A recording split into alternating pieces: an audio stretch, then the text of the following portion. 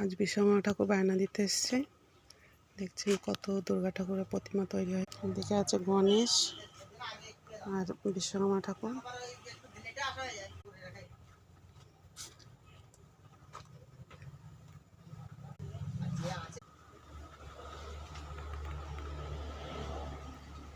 আমরা এই বিশ্বকর্মা ঠাকুর বায়না করেছি।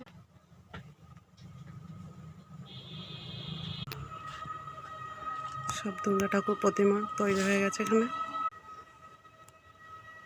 দেখছেন অসংখ্য দুর্গা প্রতিমা তৈরি হয়েছে। এখানে সব কার্তিক।